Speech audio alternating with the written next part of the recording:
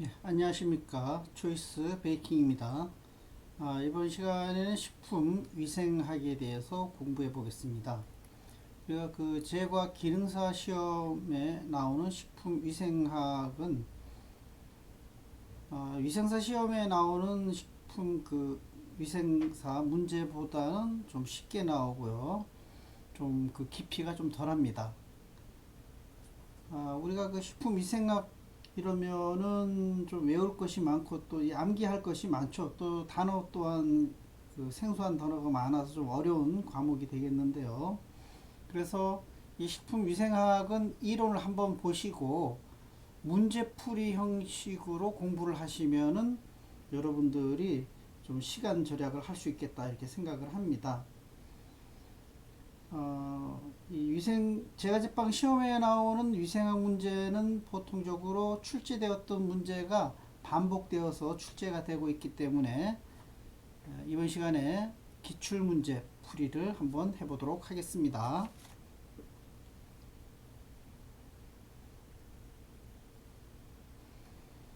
자, 식품의 위생 1번. 식품의 위생의 대상인 것은 이렇게 했어요. 자, 우리가 식품이라고 하는 것은 식품 위생의 이제 정의가 되겠는데요. 식품 위생의 정의는 식품 첨가물, 기구, 용기, 포장을 대상으로 하는 음식물에 관한 위생을 말한다라고, 이것은 그 식품위생법 제 2조 11항에 이렇게 정의가 되어 있습니다. 그래서 여기에 답 포함하고 있죠. 긴 것이 답입니다. 우리나라 식품위생법에서 정하고 있는 내용이 아닌 것은 이렇게 했어요. 우리나라의 식품위생법에서는 건강진단 및 위생교육, 또 조리사 및 영양사의 면허에 관여를 하고요. 식중독에 관한 조사 또 보고를 합니다. 건강기능성 식품은 위생하고는 관계가 지금 없습니다. 위생하고는요. 식품 또는 식품 첨가물이 채취, 제조, 가공, 조리, 저장, 운반 또는 판매하는 직접 종사자들이 정기 건강진단을 받아야 하는 주기는 연 1회가 되겠습니다. 식품위생의 목적과 거리가 먼 것은 이랬어요. 식품위생의 목적. 자, 식품에 의한 위생상의 위해 방지, 또 식품의 안전성 유지, 또 국민 보건 향상 및 증진에 기여를 한다라고 식품위생의 목적에 나와 있습니다. 영양식품의 보급은 이것은 거리가 멀다. 답이 되겠습니다. 다음 중 식품위생법에서 정하는 식품 접객업에 속하지 않는 것은 이렇게 했어요. 식품 접객업. 우리가 식품위생법상 식품접객업이라고 하는 것은 휴게 음식점 영업, 또 유흥주점, 제과점이 있습니다.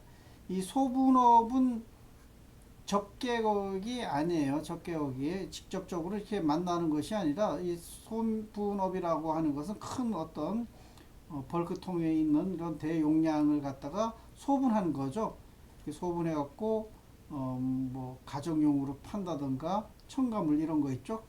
이런 것들 인터넷 판매, 통신 판매 이런 것으로 판매를 하는 거죠.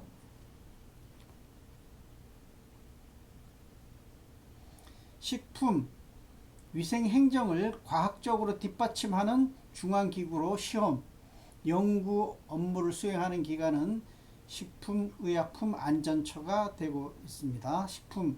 식품위생행정은 식품위생법에 기초를 두고 식품의약품안전처에서 지휘 감독을 한다.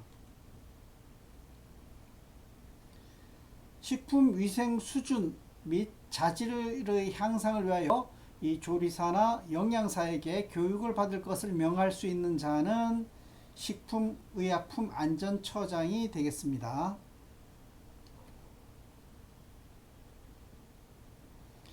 식품위생의 대상과 가장 거리가 먼 것은 세균성 식중독이나 농약에 의한 식품오염, 또 방사능에 의한 식품오염 등은 식품위생의 대상이 되는데 영양결핍증 환자는 아니다 하는 겁니다.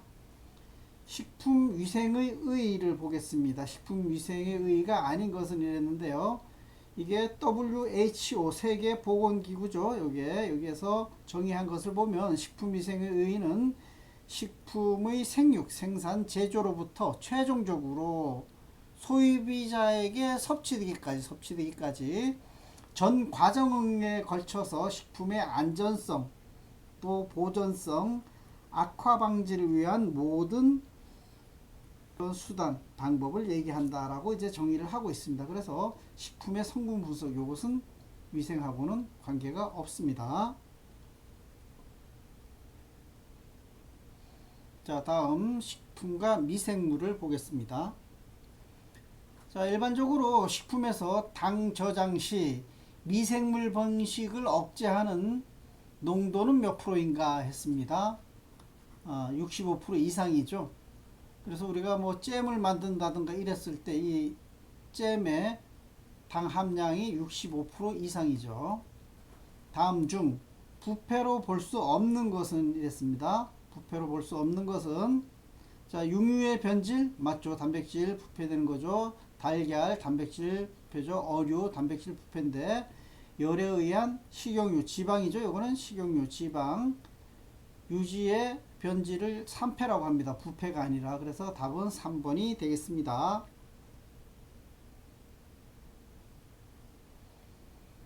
다음 미생물의 증식에 대한 설명으로 틀린 것은 했어요. 한번 볼까요? 70도씨에서는 생육이 가능한 미생물이 있다. 맞죠? 이 고온균 같은 경우 70도씨 이상에서도 생육이 가능하고요. 냉장 온도에서는 유해 미생물이 전혀 증식할 수 없다. 아니죠. 냉장고에서도 저온균은 증식을 합니다. 그래서 여기서 틀린 것은 2번이 되겠고요. 수분 함량이 낮은 저장 공유에서도 미생물이 증식을 할 수가 있고요. 한 종류의 미생물이 많이 번식하게 되면은 이제 다른 미생물의 번식이 억제가 됩니다. 그렇죠? 우리가 보게 되면은 그러니까 처음에 김치에 유산균이 이렇게 있다가 유산균이 이제 쭉 올라가서 쇠퇴기에 이르게 되면 여기 이제 초산균이 들어옵니다. 초산균이 이제 우세하게 되면은 김치가 씌어지죠. 그래서 여기서 답은 냉장 온도에서 이 10도씨 이하의 낮은 온도에서도 이 리스테리아균은 증식을 합니다. 그래서 답은 2번이 되겠습니다.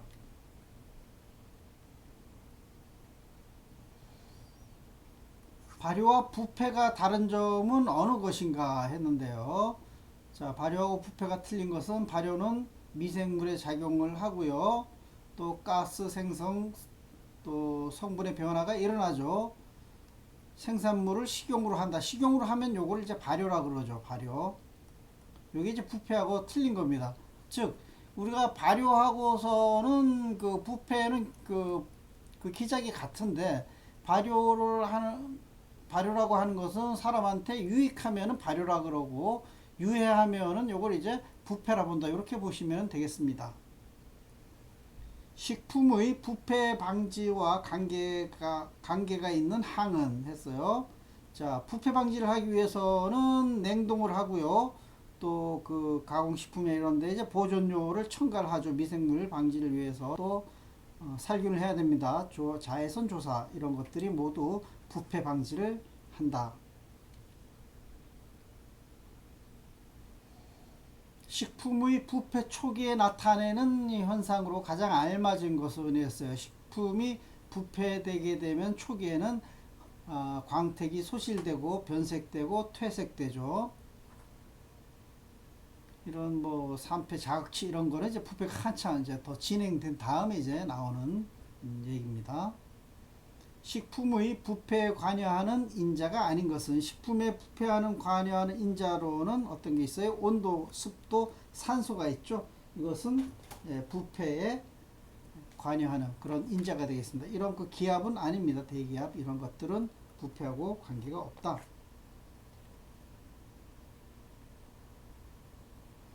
단백질 식품이 미생물의 분해 작용에 의해서 형태, 색태, 경도, 맛 등의 본래 성질을 잃고 악취가 나거나 동물의 생성하여 먹을 수 없게 되는 현상을 우리는 부패라고 합니다.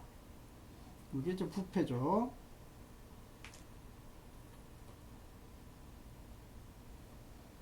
미생물이 작용하여 식품을 흡변시켰다. 다음 중 흡변 물질과 관계가 깊은 것은 이랬어요. 흡변됐다고 하는 것은 이거 황화수소 때문입니다. 황화수소. 이런 식품이나 내용물 이런 것에 단백질 성분 중에 SH가 환원되면서 발생하는 황화수소에 의해서 발생한 황화철이 생성되면서 이제 흡변을 하게 되는 거죠. 그래서 우리가 항상 깡통에 있는, 캔에 있는, 통조림에 있는 이 그 제품들은 쓰고 나서 남는 것은 다른 그릇으로 옮겨놔야지, 그대로 놔두게 되면 여기 이제 까맣게 변색이 일어납니다. 과일과 채소의 부패에 관여하는 대표적인 미생물군은 여기에 사상균이죠. 곰팡입니다. 이제 넓은 의미로 이 진균류, 요걸 이제 사상균이라고 하는데, 보통 진균 가운데 이 곰팡이 형태의 기준균사가 생기는 것을 효무상의 진균류에 대해서 사상균이라고 말하고 있다 했습니다. 그래서 이 사상균을 갖다가 우리는 곰팡이, 채소라든가 이 과일, 특히 뭐 귤 같은 거 보게 되면 여기 이제 그 부패하게 되죠. 여기 이제 곰팡이균이 여기에 관여를 하는 겁니다. 그래서 부패가 되는 거죠.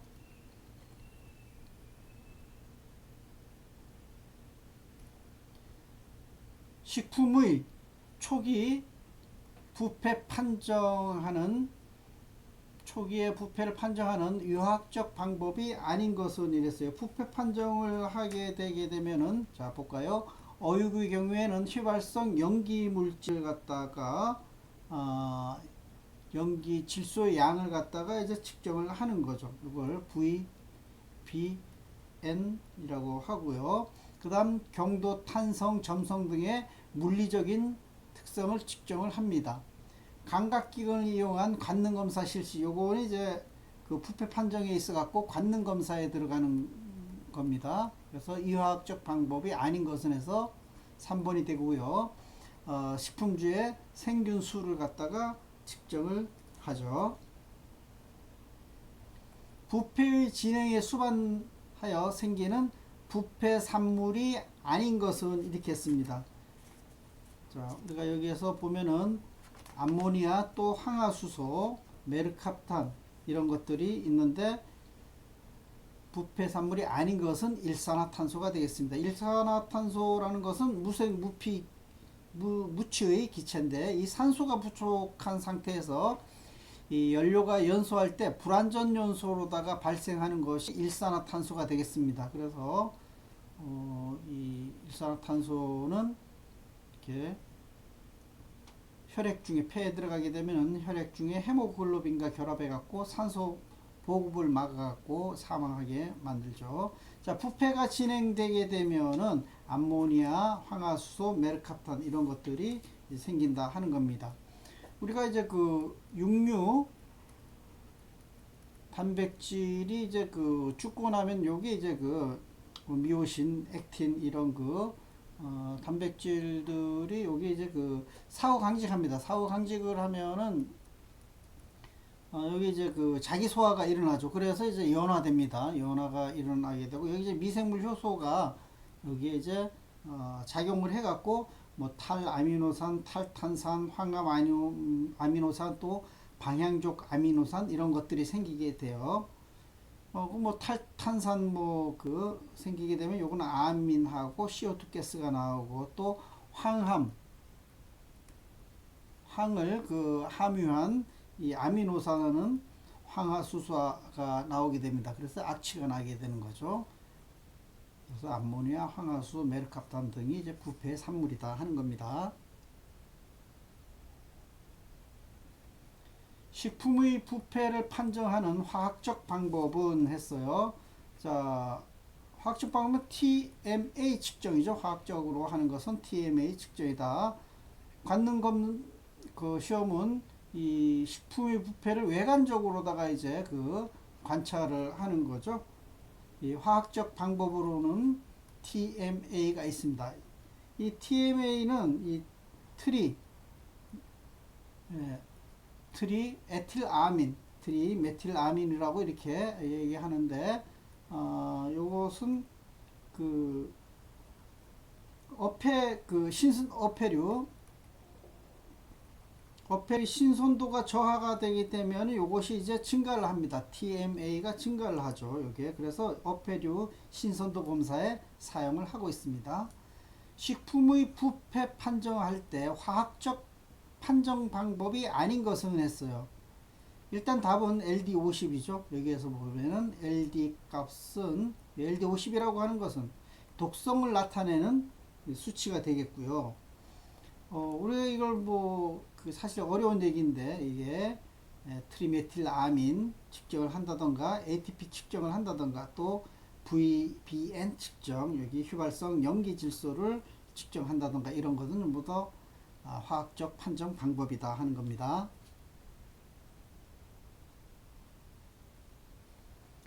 부패를 판정하는 방법으로 사람에 의한 관능 검사를 실시할 때 검사하는 항목, 이거 가장 간단한 그런 그 부패 판정 방법이 되겠는데요. 어때요? 우리가 시각, 또 촉각, 미각, 후각, 자, 이런 것으로 이제 판단을 하게 되는 거죠. 그러면은 이제 그 처음에 부패 초기에 되면은 어쨌든 간에 거기에서 아민, 또 암모니아,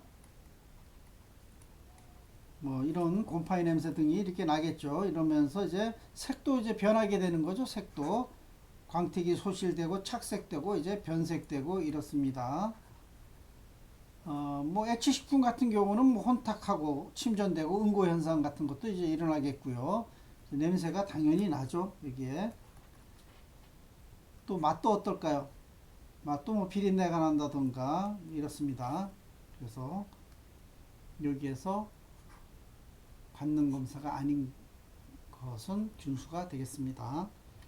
제과 제빵의 부패 요인과 관계가 먼 것은 제품의 색은 일단 아닙니다. 제품의 색은 아니고 제품의 수분 함량이 많으면 부패가 잘 되겠죠. 온도도 높는다든가 pH도 어때요? pH도 높으면은 부패가 잘 일어나겠죠. 이런 것들이. 그래서 여기에서 관계가 먼 것은 색이 되겠습니다.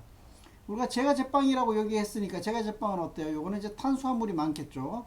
탄수화물이 많이 이렇게 함유된 식품에 이 세균이, 요거는 이제 그 유기산, 세균에 의해서 유기산 발효가 일어나게 되면은 이 pH가 이제 저하돼요.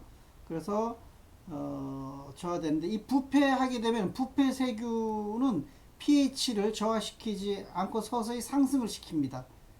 그래서 부패가 일어난다 하는 겁니다. 어패류의 비린내의 원인이 되기도 하며 부패 시 그 양이 증가하는 성분은 이랬어요. 여기에서 좀 전에도 얘기했어요. 트리메틸아민이라고 했죠. 이거 TM L 이렇게 라민이니까 L 이렇게 했죠. 트리메틸아민이 되겠습니다. 자, 어패류가 축육보다 쉽게 부패되는 이유로 볼 수 없는 것은 조직이 단단하기 때문이다. 이거 볼 수가 없습니다. 답이고요. 천연 면역소가 적기 때문에, 또 수분 함량이 많죠. 어패류는 육질이 알칼리성이기 때문에 어패류. 그래서 여기에서는 이유로 볼 수 없는 거 1번이 되겠습니다.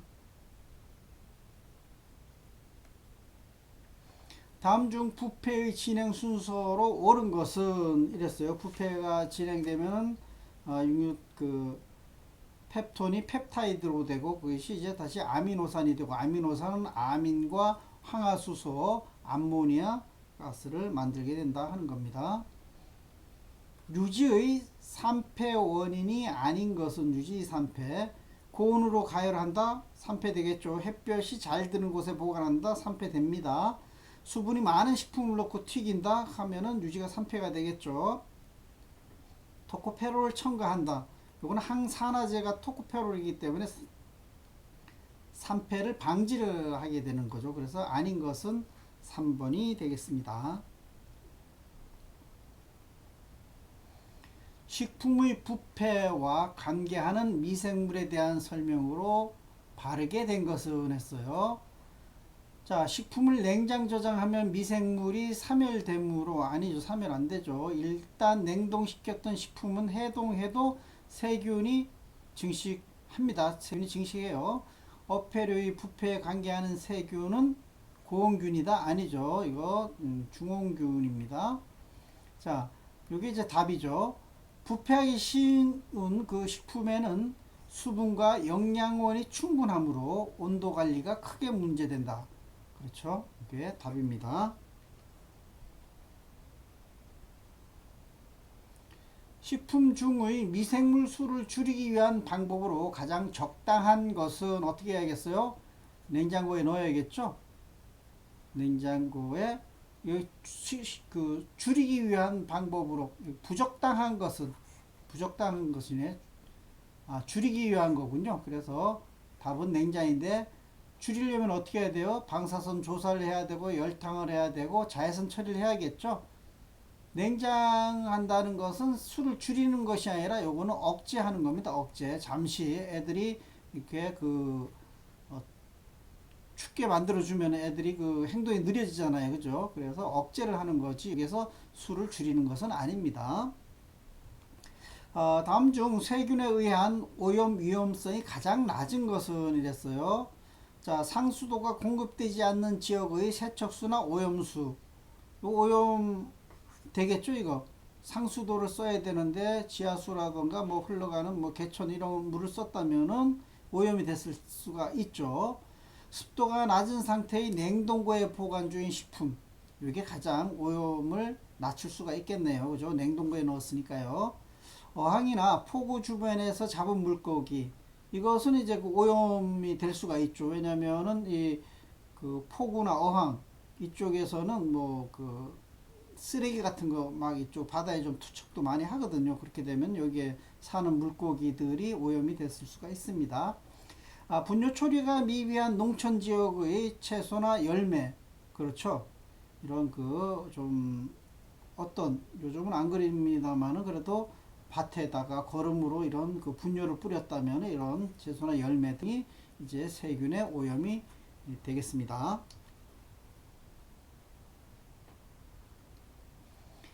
유관의 가시광서 가시 한 개를 넘어선 0.1mm 이하의 크기인 미세생물, 미생물 얘기하는 거죠. 눈으로는 미생물이라고 하는 것은 생물인데 작은 거라서 눈으로는 보이지 않습니다. 현미경으로만 이제 볼 수가 있는데 주로 단일세포 또는 균사로 몸을 이루며 생물로서 최소 생활 단위를 영위하는 미생물의 일반적인 성질에 대한 설명으로 옳은 것은 이랬는데요. 여기에서 이제 쭉 뭐 길게 나와 있는데 답은 4번입니다. 여기서 균사라는 얘기가 나왔기 때문에 곰팡이는 주로 포자에 의해서 그 수를 늘리며 빵, 밥 이런 그 탄수화물이죠. 이런 그 식품 등의 부패에 관여하는 미생물이다 하는 것이 옳은 겁니다. 세균은 주로 출합법으로 여기서 틀려져. 출합법이 아닙니다. 효모가 출합법이죠. 이거 세균은 분열법으로 하는 거고 바이러스는 주로 출합법. 이것도 아니죠. 분열이고 효모는 주로 출합법으로 분열하는데 이거 아닙니다. 그래서 답은 4번이 되겠습니다.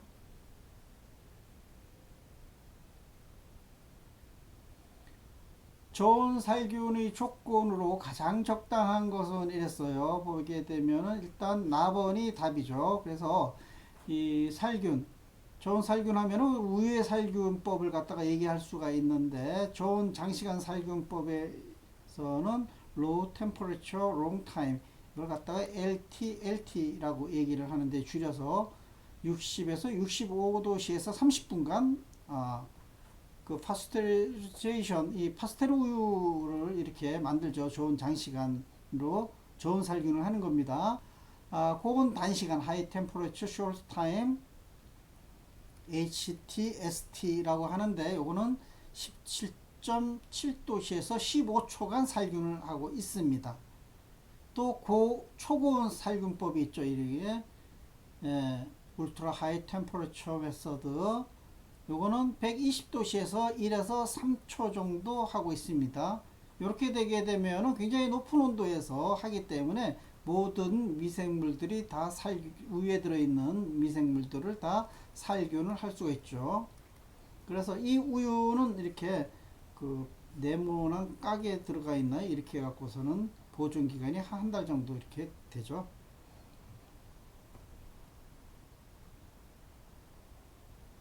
세균의 형태학적 분류 명칭과 관계가 먼 것은 했습니다. 자, 아까 사상균은 뭐라 그랬어요? 이거 곰팡이라 그랬잖아요. 그래서 세균하고는 지금 먼 것이기 때문에 1번이 되고, 이 균에 있어 갖고서 나성균이 이렇게 생겼죠. 간균, 이렇게 간균, 구균, 동그랗게 생긴 형태학적으로 이렇게 분류를 합니다.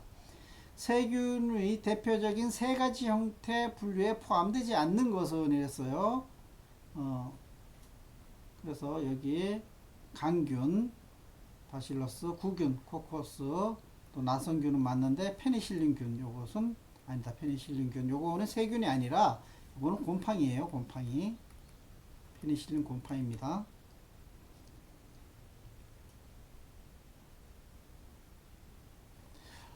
미생물의 생육 환경 조건에서 증식 온도에 따라 세균을 분류하는데, 증식 온도에 따라서 뭐 저온균, 중온균, 고온균으로 이렇게 분류를 하는데, 고온균 세균의 최적 온도로 적당한 것은 50에서 60도씨가 되겠습니다.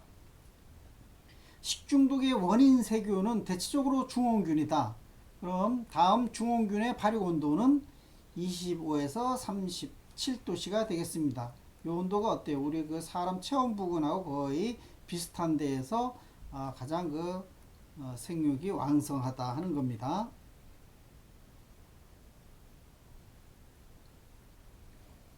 미생물이 성장하는데 필수적으로 필요한 요인이 아닌 것은 미생물 온도, 수분, 영양소가 있어야겠죠. 이것은 필수적 요소가 되겠습니다. 적당한 햇빛, 이것은 아니에요. 그래서 요인이 아닌 것은 2번이 되겠습니다. 식품 중에 미생물 수를 줄이기 위한 방법으로 가장 부적당한 것은 아까 문제 나왔었는데요. 또 냉장이 되겠습니다.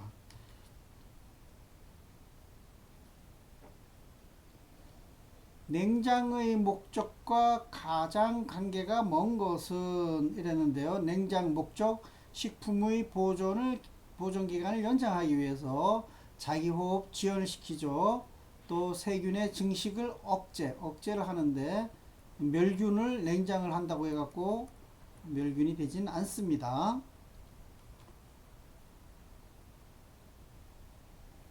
비병원성 미생물에 속하는 세균은 결핵균, 이질균, 살몰라, 이것은 병원성인데, 젖산균은 어때요? 우리가 먹는 유산균이죠. 요거는 이제 비병원성입니다.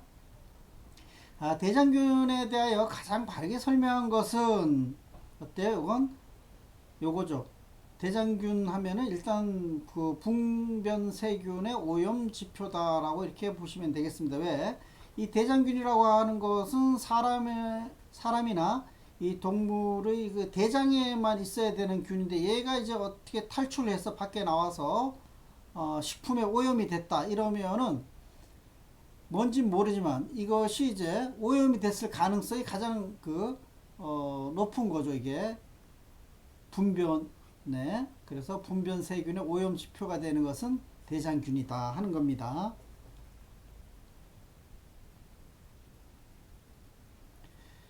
일반적으로 식품의 좋은 살균, 일반적으로 식품의 좋은 살균 온도로 가장 적합한 것은 이랬는데요. 좋은 살균 아까 60에서 한 70도씨 좋은 살균입니다. 고온 살균은 95에서 120도씨가 적당하고요. 일반 세균이 잘 자라는 pH의 범위는, 자, 세균 볼까요? 중성 부근에서 가장 잘 자라죠.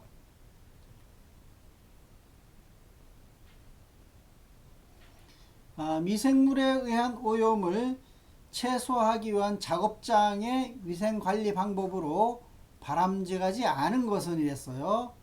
그러면 소독액으로 벽이나 바닥, 천장을 세척한다. 좋죠, 이거. 빵 상자, 수송 차량, 매장 진열 때는 항상 온도를 높게 한다? 아니죠. 낮게 해야겠죠. 그래서 바람직하지 않은 것은 2번이 되겠고요. 깨끗하고 뚜껑이 있는 재료통을 사용한다. 적절한 환기와 조명시설이 된 저장실에 재료를 보관한다. 좋습니다.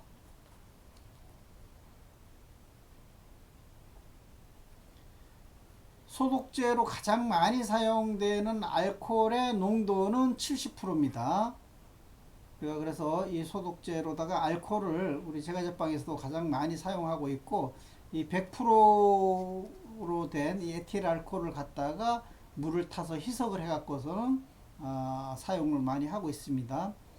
그래서 이제 그 알코올 농도로 봐서 이거 뭐 100%가 아니겠느냐 이러는데, 이게 실험 결과 100%로도 해보고 90%로도 해보고 쭉 해봤는데 이 70%일 때가 가장 소독력이 강하다라고 이제 나왔죠. 소독력이 강한 양이온 계면 활성제로서 조업원의 손을 소독할 때 용기 및 기구의 소독제로 알맞은 것은 이랬습니다. 이건 역성 비누가 되겠습니다. 그래서 양이온 계면 활성제 이렇게 나오면은 역성 비누 바로 딱 나오시면 돼요. 우리가 뭐 이렇게 그 손 공장 같은 데 가서 손 씻는 세면대 보면, 이렇게 보면 여기에 쭉 누름 달려 있어요. 액체 비누가 있는데 그 액체 비누가 손 소독하는 역성 비누입니다.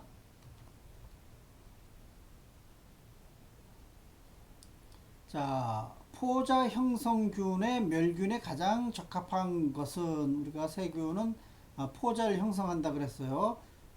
그 포자는 굉장히 강하기 때문에 고압 증기 멸균을 해야 됩니다. 그래야지 아포까지 죽일 수가 있어요. 통조림 살균할 때 고압 증기로 이제 살균을 합니다. 이 자비 소독 또는 뭐 염소액, 뭐 역성비누 요걸로는 이제 포자를 멸균을 할 수 없습니다. 고압 증기가 적절하다 합니다.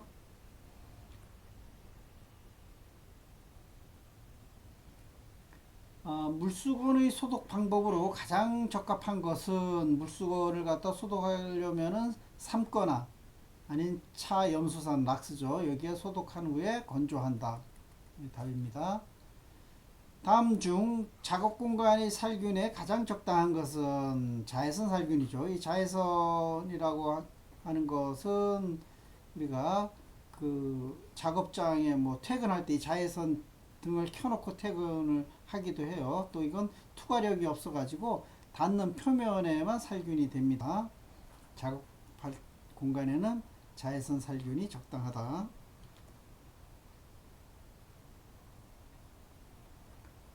제과 제빵 작업 중에 99도씨 제품 내부 온도, 빵을 구울 때 내부 온도가 99도씨가 되잖아요.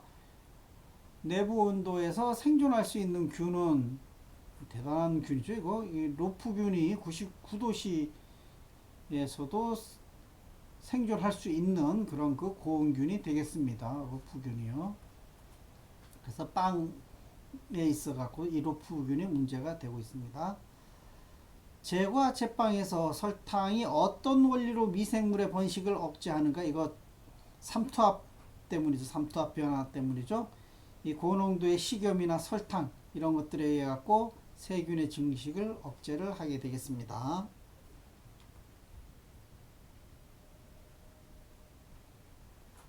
자, 이상으로 그 식품위생의 개념과 식품과 미생물에 관여한 문제를 모두 풀어봤습니다. 자, 오늘 그 수업이 여러분들 제과제빵 시험 보실 때 많은 도움이 되었으면 합니다. 감사합니다.